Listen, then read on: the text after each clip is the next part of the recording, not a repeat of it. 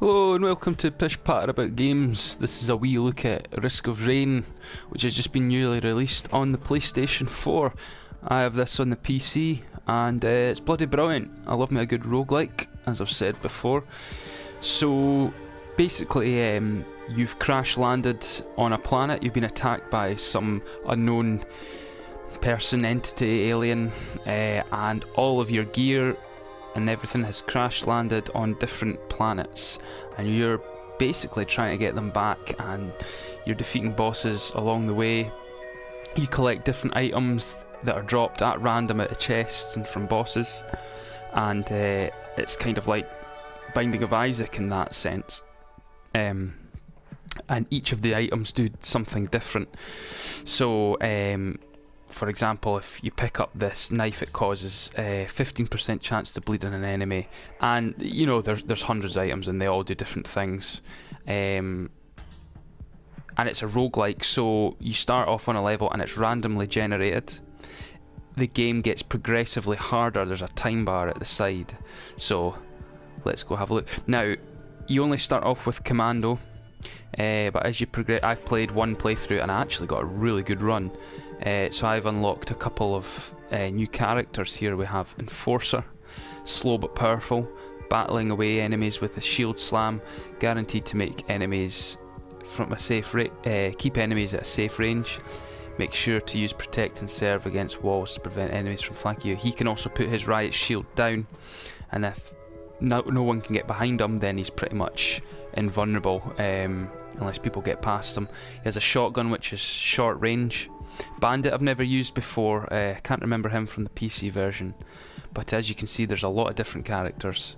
But I'm going to stick with Commando because well, I've just played a run with him and I'm back to being a wee bit more familiar with his moveset. He's quite weak, his shots are quite weak, but he can dodge, and really this game, it's all down to the items that you get. I had a great run with items that allowed me to cause damage even when enemies were touching me. It slowed them down, it caused them to freeze, so I was really lucky in that sense. So let's just play it on normal and we'll see what happens.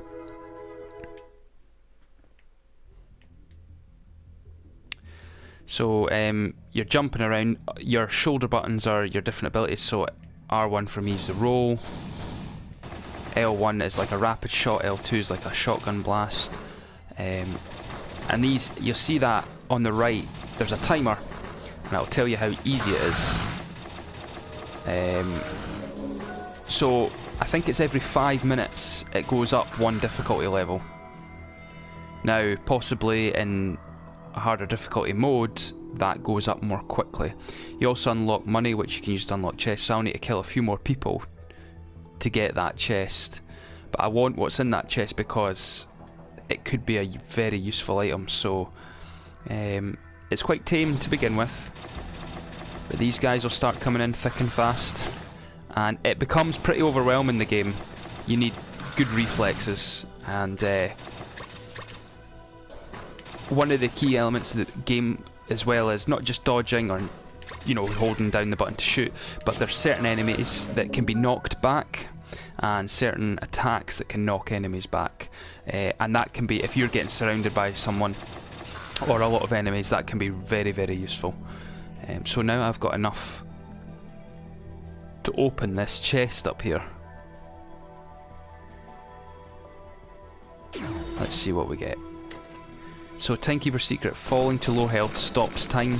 So if I get surrounded and I'm unaware of my health levels, the enemies will just stop moving and probably stop attacking for a short period of time. When you level up from killing enemies, I don't think it ups your attack power or anything. I think it just gives you more HP. I'm not entirely sure.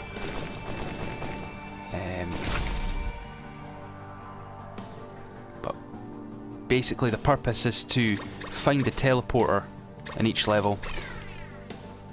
When you activate the teleporter, that gives you 90 seconds to, well, not 90 seconds to fight the boss, but 90 seconds of enemies spawning in at a far faster rate, and also a random boss is generated from a select, I think it's maybe 10 or so. So what have we got here? Gasoline. Killing enemies on the ground. No, killing enemies sets the ground on fire, so that'll obviously damage more enemies that are near you. You can see here this orange guy, he's a bit tougher.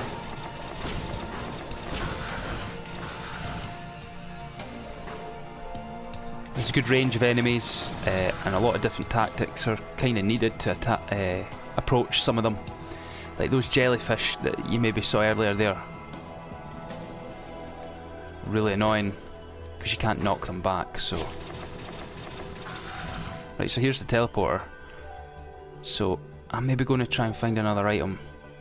It's quite good to attack the boss quite early on, because it means the other enemies maybe aren't quite as difficult. We're going to need to...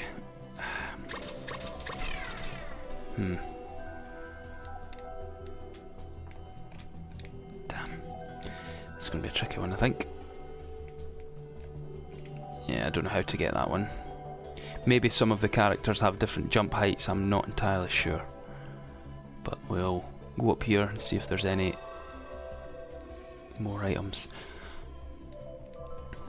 This is one of my favourite roguelikes. I played it for quite a lot of time on the PC. I did find the PC... I found it difficult to get on with friends on the PC, so I'm hoping the PS4 version it's far easier to do that. So there's a shrine, you pay some money and you get a random item, you don't know what you're going to get.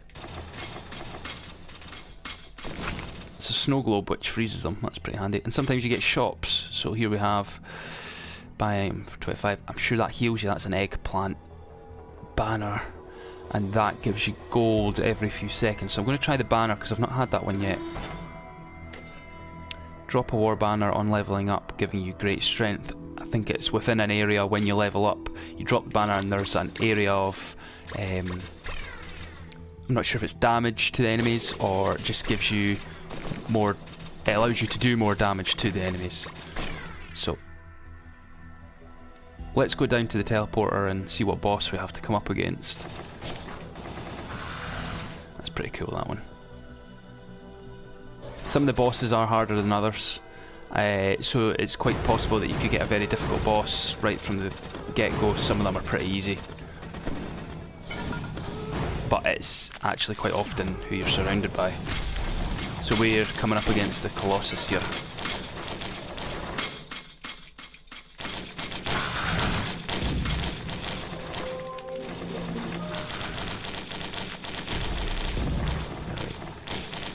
Quite badly damaged here. This already isn't as good a run as the one I did earlier on. I was very lucky with that though.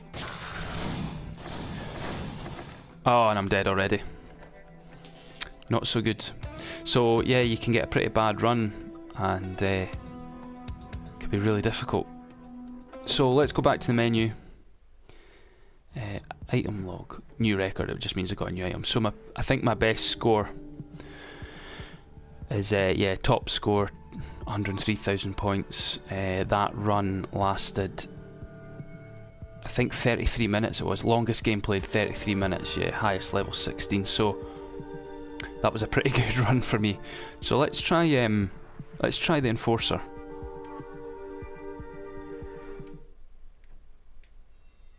So what's he got? He's got R1, which is putting the shield down, no one can damage you from the front. L2, which smacks them back, and he's got a shotgun. L1, what is L1? Yeah, that's quite good. Oh, L1 is a grenade launcher, which is quite handy, yeah.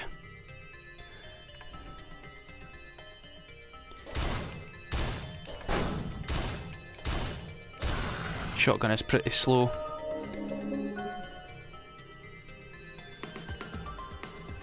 I don't think you can move when you've got the shield down. No, you can't, or very slowly.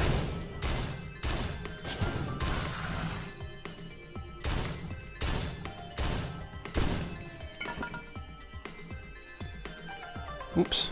And the vines you can climb up. So the graphics aren't you know, incredible. They're pixel art, basic enough. They're quite nice. Colours are quite nice. But what is amazing about this game is the music. And what I think I'll do is I'll just turn it up for a wee bit and stop talking and let you listen to it, because it's damn good.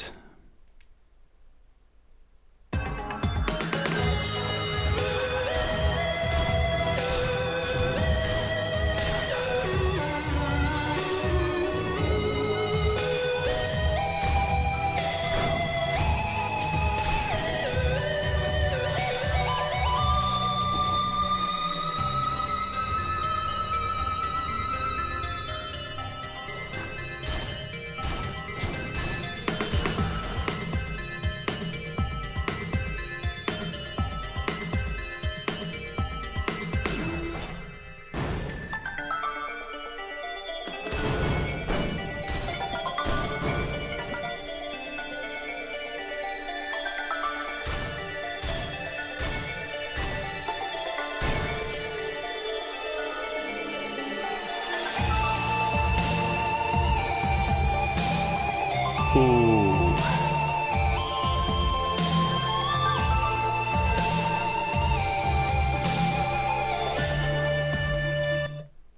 So as you can hear, that's pretty damn good music, but I wouldn't be able to do this quick look if it was for the music, because I'd just be listening to it all the time, so I had to turn it down a wee bit for this quick look. But yeah, the music in this game is definitely the best music I've heard in a roguelike, and there's a lot of roguelikes with really good music. So I think for the rest of this quick look, we'll just see how I do in this run. Maybe do another few minutes. It might not last very long because I'm not very used to this character. Even in the PC version I didn't use him very much.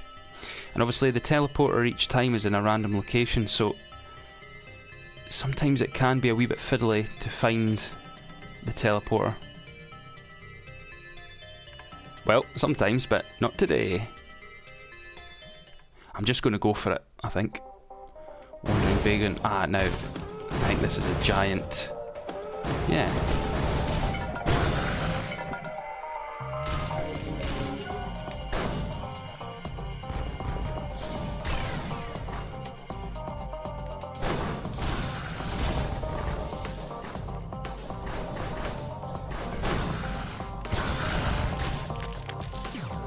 I'm finding this pretty difficult.